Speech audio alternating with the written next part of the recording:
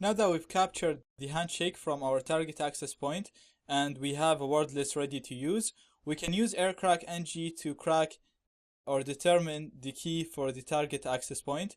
Aircrack-ng is going to go through the word list file. It's going to combine each password with the name of our target access point to create a PMK.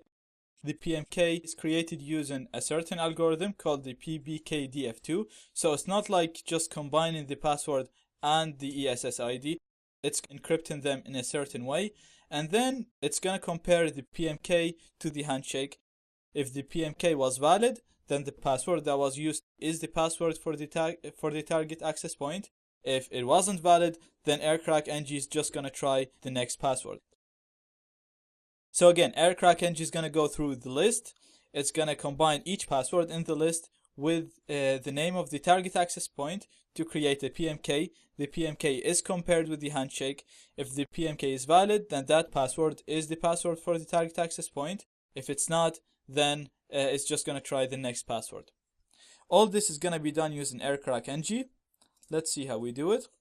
So it's going to be aircrack-ng, the name of the file that contains the handshake, and that is test handshake01.cap, and then we'll put -w and the name of the word list. So I have it called WPA word list. So aircrack-ng, test the name of the file that contains the handshake, and then we have the name of the word list after the -w. I'm going to hit enter, and now aircrack-ng is going to go through the list. As you can see, it's trying all the passwords.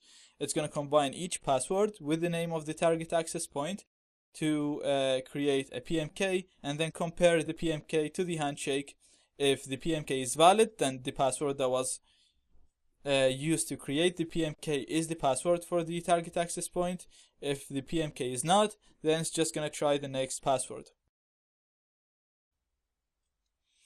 And as you can see, the key was found, and that's the same key that we were able to find when we attacked it using the WPS feature. So this was the basic way using a word list, and it took 2 minutes and 16 seconds to crack the password. Now the speed depends on how quick your processor and if you have any processes running that's making your computer a bit slower.